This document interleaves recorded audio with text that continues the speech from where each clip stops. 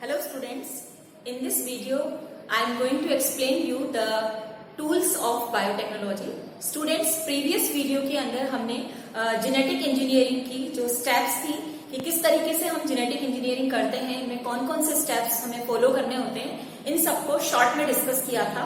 अब हमें हर स्टेप को डिटेल के अंदर स्टडी करना है कि कौन सी स्टेप के अंदर हम क्या क्या वर्क करेंगे और कौन से टूल्स यहाँ पर यूज करेंगे। तो प्रोसेस हम लोग पहले पढ़ चुके थे, तो now we will discuss the tools of biotechnology. तो बायोटेक्नोलॉजी में बेसिकली तो 3 टूल्स ही यूज होते हैं जो मैंने यहाँ पर लिखे, आप देखिए। First restriction enzyme, second cloning vector, third competent जो होस्ट सेल है वो, and fourth is the gene bank. Gene bank के बारे में आपको मैं थोड़ा सा बता दूं, ये भी एक तरह का टूल है क्योंकि कई बार जो डिजायर जीन होता है वो हमें कहाँ से लेना होता है, जीन बैंक के अंदर से। जो भी आपका डिजायर जीन है, जिस तरह का आप चेंजेस करवाने चाहते हैं, तो वो जीन आपको कहाँ से मिलेगा। जैसे ब्लड बैंक होते हैं उसी तरीके से जीन बैंक होते हैं जहां पर आपको अपना डिजायर जीन मिल सकता है जिसको आगे आपको जेनेटिक इंजीनियरिंग में यूज करना है। बाकी टूल्स को हम यहाँ पर डिस्कस करेंगे ही। तो फर्स्ट स्टेप हमारी क्या थी, जब हमने जेनेटिक इंजीनियरिंग की स्टेप्स के बारे में पढ़ा था, तो फर्स्ट स्टेप थी identification and isolation of desire gene. यानी first you have to identify the desire gene, from where you get this gene, कहां से आपको मिलेगा।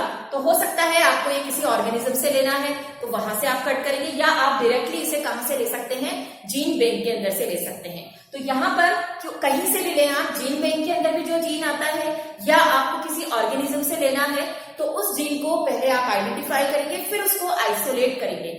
आइसोलेट करने का यहाँ पर मीनिंग है कि उस जीन को आप वहां से कैसे निकालेंगे।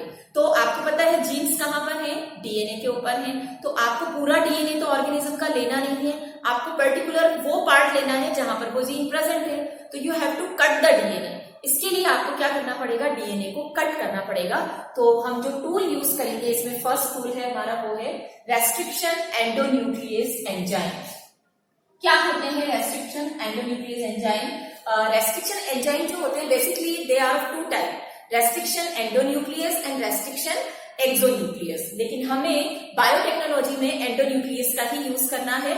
दोनों में डिफरेंस ये होता है कि ये जो एंजाइम है इसे हम मॉलिक्यूलर सीजर के नाम से भी जानते हैं। यानी ये एक सीजर है, सीजर जैसे कि कट करती है किसी भी चीज को, तो ये भी एक मॉलिक्यूल को कट करेंगे, एंड वो मॉलिक्यूल यहाँ पर क्या है, डीएनए। यानी ये डीएनए को कट करते हैं। अब कट करने के हमारे पास 2 तरीके हैं। एक तो कई बार होता है डीएनए बिल्कुल एंड से कट करना होता है। सपोज हमारा डीएनए इस तरीके का है और अगर डीएनए हमें बिल्कुल एंड से यानी यहां से और यहां से कट करना है, बिल्कुल सिरे से कट करना है, तो इसके लिए रेस्ट्रिक्शन एंडोन्यूक्लियस एंजाइम का यूज किया जाता है। और अगर हमें एक पर्टिकुलर साइट से, स्पेसिफिक साइट से डीएनए को कट करना है, तो इसके लिए हम यूज करते हैं रेस्ट्रिक्शन एंडोन्यूक्लियस एंजाइम, जो डीएनए को स्पेसिफिक साइट पर कट करेगा। तो आप इसको डिफाइन कर सकते हैं, ये क्या करता है, कट द डीएनए एक स्पेसिफिक साइट। ये स्पेसिफिक साइट से डीएनए को कट करेगा, यानी अंदर से कट करेगा। अगर हमारा डीएनए डबल स्ट्रैंड होता है, देखिए ये डबल स्ट्रैंड डीएनए है, तो अगर हम इसे पर्टिकुलर यहाँ पर हमारा कोई जीन प्रेजेंट है जो हमारा डिजायर जीन है, इसको हमें कट करना है, तो हमें ये कट बीच में से स्पेसिफिक साइट पे लगाना पड़ेगा। तो तब हम यूज करेंगे रेस्ट्रिक्शन एंडोन्यूक्लियस एंजाइम का। दूसरा पॉइंट हमें ध्यान रखना है, जितने भी रेस्ट्रिक्शन एंडोन्यूक्लियस एंजाइम है वो हमने कहाँ से निकाले हैं। ये बेटा डिफरेंट टाइप के बैक्टीरिया हैं, उनके स्ट्रेन है जिनसे हमने इन्हें निकाला है। तो नेचुरली हमें ये कहाँ मिलते हैं, नेचुरली ये हमें मिलेंगे बैक्टीरिया से। और ये बैक्टीरिया कौन कौन से होते हैं, तो इनके नाम आपको ध्यान रखने हैं, जैसे कि ई कोलाई बैक्टीरिया, जैसे कि थर्मोफिलस, स्ट्रेप्टोकोकस, थर्मस एक्वेटिकस,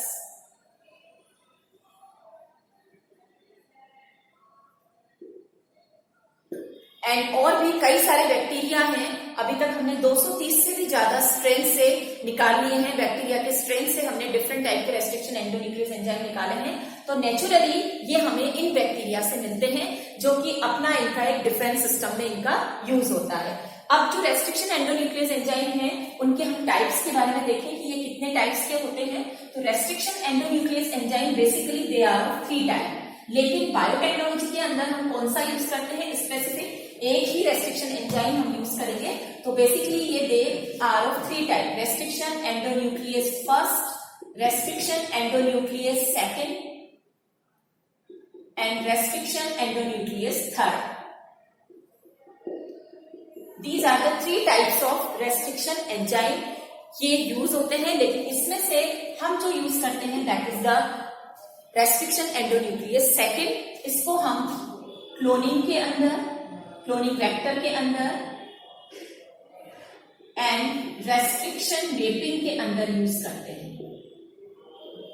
यानी आपको अगर बायोटेक में ज्यादा यूज करना है, जो हम जेनेटिक इंजीनियरिंग में यूज करते हैं, वो अगर जो रेस्ट्रिक्शन एंडोन्यूक्लियस होता है वो सेकंड होता है, तो ज्यादातर हमें हर जगह ये ही यूज होंगे. अभी तक हमने बहुत सारे रेस्ट्रिक्शन एंजाइम निकाल लिए गए हैं, जैसे कि Eco R first, Eco R second, Hind second, Hind first. बहुत सारे रेस्ट्रिक्शन एंजाइम निकाले जा चुके हैं. इनमें से कुछ आपको यहाँ पर दिख रहे हैं, लेकिन इनके जो नेम्स हैं दे आर वेरी स्पेसिफिक. इनके नेम स्पेसिफिक होते हैं और इनको नेमिंग किस तरह करते हैं इसके लिए पूरा एक नोमेनक्लेचर है कि रेस्ट्रिक्शन एंडोन्यूक्लियस जो एंजाइम हो उनको हम किस तरीके से नेमिंग करेंगे. तो पहले इसकी जो रूल्स हैं डिफरेंट टाइप के, वो रूल्स हम यहाँ पर डिस्कस करते हैं कि जब भी आपको कोई रेस्ट्रिक्शन एंडोन्यूक्लियस एंजाइम निकाला है आपने, तो आप उसको नेम किस तरीके से देंगे. तो यहाँ पर मैं आपको एक रेस्ट्रिक्शन एंजाइम का एग्जांपल दे रही हूँ, that is the Eco R first. ये एक रेस्ट्रिक्शन एंजाइम है, इसकी नेमिंग किस तरीके से की गई है. तो हमेशा ध्यान रखिए, फर्स्ट जो इसका रूल है वो क्या है कि जो फर्स्ट नेम होगा, जो फर्स्ट लेटर होगा दैट विल बी ई. जो यहाँ पर ई आपको दे रखा है ये फर्स्ट लेटर है, एक तो इसमें ध्यान रखना है इट शुड बी कैपिटल. ये कैपिटल लेटर के अंदर होगा और ये किसको रिप्रेजेंट करेगा, ये जीनस को रिप्रेजेंट करेगा. तो याद रखें ये जो हमने रेस्ट्रिक्शन एंजाइम कहां से लिया है, इकोलाई बैक्टीरिया से. और आप जानते हैं Escherichia it is the genus of E coli bacteria. तो ई यहाँ पर रिप्रेजेंट कर रहा है किसको, जीनस को. तो हमेशा ध्यान रखिए फर्स्ट लेटर कैपिटल होगा और वो रिप्रेजेंट करेगा जीनस को. सेकेंड रूल में हमें ध्यान रखना है अदर टू कैरेक्टर्स. इसके बाद के जो दो कैरेक्टर्स हैं ये दो कैरेक्टर रिप्रेजेंट करेंगे, टू कैरेक्टर्स जो हैं यानी सेकेंड एंड थर्ड. फर्स्ट हमारा रिप्रेजेंट हो गया है, two characters after first, two characters after first character represent the species. ये स्पीसीज को रिप्रेजेंट करेगा, दोनों लेटर जो हैं वो स्पीसीज को रिप्रेजेंट करेंगे और ये होने चाहिए स्मॉल लेटर्स के अंदर.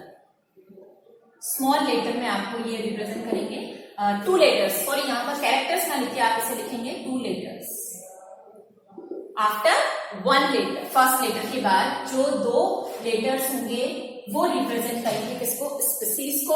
और it should be small letters. In small letters में आपको दिख रहे हैं सी एंड ओ, ये दो लेटर्स आपको दिख रहे हैं जो स्मॉल लेटर है. एंड सी ओ रिप्रेजेंट करेंगे किसको, स्पीसीज को. एंड आप जानते हैं Escherichia coli, coli is the species of this bacteria. तो ये हमारे दो रूल हो गए. थर्ड रूल में आपको ध्यान रखना है जो कि फोर्थ लेटर को रिप्रेजेंट कर रहा है. फोर्थ लेटर यहाँ पर क्या होगा, जो फोर्थ लेटर होगा it represent the strain of bacteria, strain of bacteria. यहां पर हम एक चीज क्लियर कर रहे हैं, स्ट्रेन क्या होता है आप सबको पता होना चाहिए. जो स्ट्रेन होता है ये डिफरेंट वैरायटी होती है बैक्टीरिया की. एक ही बैक्टीरिया की कई तरह की वैरायटी हो सकती है. जैसे कि आपने पढ़ा था डिप्लोकोकस न्यूमोनी जो बैक्टीरिया था उसके दो स्ट्रेन आपने पढ़े थे, स्मूथ एंड रफ. तो इसी तरीके से जो फोर्थ लेटर होगा ये रिप्रेजेंट करेगा इसके स्ट्रेन को कि ये कौन से स्ट्रेन से लिया गया है. तो ये जैसे आर यहाँ पर क्या है, ये बैक्टीरिया का स्ट्रेन रिप्रेजेंट करेगा. Now the fifth character, fourth जो रूल है उसके अंदर आप देख रहे हैं जो फिफ्थ लेटर होगा, ये फिफ्थ लेटर किसको रिप्रेजेंट करेगा, ये रिप्रेजेंट करेगा order of extraction of restriction enzyme. It means extraction, जब आप इसे निकालेंगे इस जो भी आपने एंजाइम है रेस्ट्रिक्शन एंजाइम को कहां से निकालते हैं, हम बैक्टीरिया से निकाल रहे हैं. तो ऐसा नहीं है कि बैक्टीरिया के अंदर एक ही रेस्ट्रिक्शन एंजाइम होता है. एक ही बैक्टीरिया में आपको कई सारे एंजाइम मिल सकते हैं, किस ऑर्डर में आपने वो जो रेस्ट्रिक्शन एंजाइम निकाले हैं उस ऑर्डर को हम यहाँ पर रोमन लेटर्स के अंदर रिप्रेजेंट करते हैं। जैसे कि यहाँ पर फर्स्ट लिखा हुआ है, तो ये जो एंजाइम आप देख रहे हैं इकोआर फर्स्ट, ये ई कोलाई बैक्टीरिया के अंदर सबसे पहले निकाला गया था। इसके बाद जितने भी आए उनमें नंबर्स आ जाएंगे। जो सेकंड नंबर पे निकाला गया है उसे हम सेकंड रोमन नंबर से रिप्रेजेंट कर सकते हैं। जैसे एक और एग्जांपल हम यहाँ पर दे रहे हैं, जैसे हिंद सेकंड। ये हिंद सेकंड जो एक एंजाइम, ये रेस्ट्रिक्शन एंजाइम है, इसको अगर हम देखें तो ये किस तरीके से बनाया गया है, तो फर्स्ट लेटर आपको दिख रहा है यहाँ पर कैपिटल एच। एच रिप्रेजेंट करेगा जीनस को, एंड इसका जीनस है हीमोफिलस। जो बैक्टीरिया है वो हीमोफिलस है, उससे निकाला गया है। आई और एन यहाँ पर रिप्रेजेंट करेंगे किसको, स्पीसीज को, जो कि इन्फ्लुएंजा इसकी स्पीसीज है। डी इसका स्ट्रेन है, और नंबर आप देख रहे हैं सेकंड, यानी हिंद सेकंड। हीमोफिलस इन्फ्लुएंजा से जो ये एंजाइम निकाला गया था, ये सेकंड ऑर्डर में निकाला गया था। इसके पहले एक और निकाला जा चुका है। तो these are the nomenclature of the restriction enzyme. Restriction enzyme जो भी होते हैं उनमें हमें ये 4 रूल्स फॉलो करने होते हैं जब भी आप उनके नेम देंगे। फर्स्ट लेटर जो होगा रिप्रेजेंट करेगा किसको, फर्स्ट लेटर होगा genus, second and third letter represent करेंगे स्पीसीज को, फोर्थ लेटर रिप्रेजेंट करेगा स्ट्रेन को, एंड फिफ्थ लेटर रिप्रेजेंट करेगा रोमन नंबर्स। किस ऑर्डर में आपने इन रेस्ट्रिक्शन एंजाइम को निकाला है। अब यहाँ पर एक बात और हम क्लियर कर दें कि जो रेस्ट्रिक्शन एंजाइम होते हैं वो स्पेसिफिक साइट पर कट करते हैं, and these sites are known as restriction site. मैं यहाँ पर आपको एक डीएनए का स्ट्रक्चर बता रही हूँ। डबल स्ट्रैंड डीएनए है, जैसे ये एक स्ट्रैंड है डीएनए का, ये इसका दूसरा स्ट्रैंड है। तो यहाँ पर आपको मैं बेस पेयर के नंबर्स बता रही हूँ। जैसे इस तरह का जो बेस पेयर है GAATTC। आप जानते हैं दूसरा डीएनए का स्ट्रैंड कैसा होता है, कॉम्प्लीमेंट्री।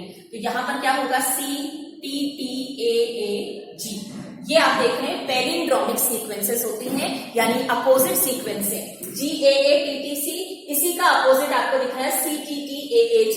आप सबने पढ़ा था डीएनए के जो डबल स्ट्रैंड होते हैं, तो उसमें जो फर्स्ट स्ट्रैंड होता है उसी का कॉम्प्लीमेंट्री स्ट्रैंड दूसरा होता है, जिसमें बेस पेयर अपोजिट होते हैं। तो यहाँ पर आप देख रहे हैं, यहाँ G है, EAATTC। तो यहाँ पर इसका आप जानते हैं G के साथ हमेशा जो बॉन्ड बनेगा वो C के साथ बनेगा, यानी गुआनिन एंड साइटोसिन। A के साथ हमेशा थायमिन, A के साथ थायमिन आपको दिख रहा है, साइटोसिन के साथ आपको गुआनिन दिख रहा है। तो दोनों स्ट्रैंड अपोजिट होते हैं, और ऐसी पैलिंड्रोमिक सीक्वेंस को हमारा रेस्ट्रिक्शन एंजाइम सर्च करता है। और जब ये रेस्ट्रिक्शन साइट उसे मिल जाती है, यानी ये साइट जब मिल जाती है, तो वो स्पेसिफिक जगह पर कट लगाता है। जैसे अगर हमें ये डबल, मान लीजिए ये एक स्ट्रैंड है डीएनए का, एक बड़ा स्ट्रैंड है जिसमें आगे भी और बेस सीक्वेंसेस दे रखी हैं, लेकिन हम यहाँ पर जब इसको कट करेंगे, जब हम इस रेस्ट्रिक्शन एंजाइम के थ्रू इस डीएनए के स्ट्रैंड को कट करेंगे, तो किस तरीके से देखिए कट लगाएगा। तो यहाँ पर मैं एग्जांपल इसी का ले रहे हैं। मान लीजिए ये आपका है एक इकोआर फर्स्ट, ये एक रेस्ट्रिक्शन एंजाइम है जो कट लगाएगा। आपको यहाँ पर एक बात और ध्यान रखनी है, सभी रेस्ट्रिक्शन एंजाइम की जो साइट होती है वो अलग अलग होती है। सब एक स्पेसिफिक साइट पर ही कट लगाएंगे। जैसे कि इकोआर फर्स्ट का हमेशा जो कट लगता है वो G और A के बीच में लगेगा। G एंड A, ये हमेशा जब भी कट लगाएगा वो G और A के बीच में कट लगाएगा। जहां पर G और A इससे बेस पेयर मिलेंगे, उनके मिडिल के अंदर ये कट लगाता है। ये इसकी स्पेसिफिक साइट होती है। तो यहाँ पर आप देख रहे हैं कि इस वाले स्ट्रैंड में कट लगेगा यहाँ पर, क्लियर। और दूसरे वाले स्ट्रैंड में G और A कहाँ मिल रहा है, हमें यहाँ पर मिल रहा है। ये G है और ये A है, तो यानी इस तरीके से ये कट लगेगा और ये वाले पार्ट दोनों एक दूसरे से अलग हो जाएंगे, और इस तरीके से हम इसको कट लगा सकते हैं। ऐसे हमारे पास अलग अलग तरह के रेस्ट्रिक्शन एंजाइम हैं जो अलग अलग जगह पर कट लगाएंगे। तो अगर हम इसका कट देखें तो हमें यहाँ पर क्या मिलेगा, ये G अलग हो जाएगा, और इधर से आप देख रहे हैं ये AATTC, ये हिस्सा अलग हो जाएगा क्योंकि कट होकर ये दोनों अलग अलग हो गए।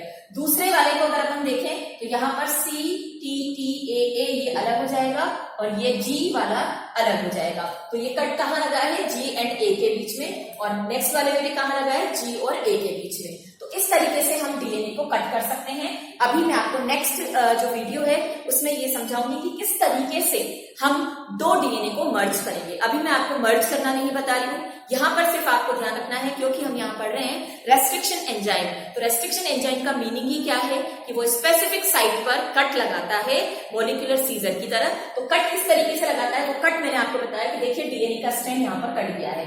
ये फर्स्ट स्ट्रैंड था जो G और A के बीच में अलग अलग हो गया है, और जो कॉम्प्लीमेंट्री स्ट्रैंड था डीएनए का वो भी G एंड A के बीच में अलग अलग हो गया है। अब सेम आपको मर्ज कैसे करना है, क्योंकि हमने पढ़ा है जेनेटिक इंजीनियरिंग में क्या करते हैं हम, दो अलग अलग डीएनए को, जहां पर भी है बेसिक डीएनए के अंदर हम क्या करते हैं, जब भी रिकॉम्बिनेंट डीएनए बनाते हैं तो क्या करते हैं, बेसिक डीएनए के अंदर एक स्पेसिफिक डीएनए को, फॉरेन डीएनए को मर्ज करते हैं। तो मर्ज ये कैसे किए जाते हैं ये हम नेक्स्ट वीडियो में पढ़ेंगे। एंड इसमें कौन कौन से एंजाइम और काम में आएंगे। जो फर्स्ट स्टेप हम यूज कर रहे हैं उसमें जरूरी नहीं है कि हम एक ही एंजाइम को लिखें, और ऐसा है भी नहीं कि एक ही एंजाइम काम आता है। जब भी आपको आइडेंटिफिकेशन एंड आइसोलेशन करना है किसका, आपके डिजायर जीन का, तो आपको रेस्ट्रिक्शन एंजाइम के अलावा और भी 2-3 एंजाइम्स हैं जिनको काम में लेना है। उनके स्पेसिफिक वर्क क्या होते हैं और ज्वाइनिंग कैसे होती है ये मैं आपको नेक्स्ट वीडियो में बताऊंगी।